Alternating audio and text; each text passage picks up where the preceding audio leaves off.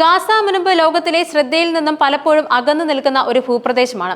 എന്നാൽ Israel Gaza സംഘർഷം ഓരോ തവണയും രൂക്ഷമാകുമ്പോൾ അവിടുത്തെ ജനങ്ങളുടെ ദുരിത ജീവിതം വീണ്ടും ചർച്ചയാകുന്നു.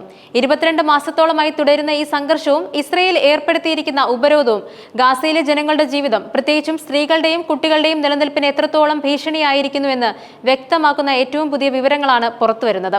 ഗാസയിലെ ജനത അനുഭവിക്കുന്ന കഠിനമായ ദുരിതങ്ങളെക്കുറിച്ചും അതിന്റെ ദൂരവ്യാപകമായ പ്രത്യാഘാതങ്ങളെക്കുറിച്ചും വിശദമായി അറിയേണ്ടിയിരിക്കുന്നു. ഏറ്റവും പ്രധാനപ്പെട്ടത് പോഷകാഹാരത്തിന്റെ കുറവ് തന്നെയാണ്. ഗാസ സിറ്റിയിലെ ആശുപത്രികളിൽ ഗർഭകാല പരിശോധനകൾക്കായി എത്തുന്ന സ്ത്രീകളിൽ ഭൂരിഭാഗത്തിനും തീവ്രമായ പോഷകാഹാരക്കുറവ് കണ്ടെത്തിയിരിക്കുന്നു എന്നത് ഞെട്ടിക്കുന്ന യാഥാർത്ഥ്യമാണ്. ഭക്ഷണം, ശുദ്ധജലം, മരുന്ന് എന്നിവയുടെ ലഭ്യതക്കുറവ് അവരുടെ ആരോഗ്യത്തെ സാരമായി ബാധിക്കുന്നു. ഇത് അമ്മമാരുടെ ആരോഗ്യത്തെ മാത്രമല്ല, ജനിക്കാൻ പോകുന്ന കുഞ്ഞുങ്ങളുടെ ആരോഗ്യത്തെയും സാരമായി ബാധിക്കുന്ന ഒന്നാണ്. പോഷകാഹാരക്കുറവ് ഗർഭസ്ഥ ശിശുക്കളുടെ വളർച്ച മുരടിപ്പിക്കാനും ജനന വൈകല്യങ്ങൾക്കും ഭാരക്കുറവിനും പ്രതിരോധശേഷി കുറയുന്നതിനും കാരണമാകുന്നു.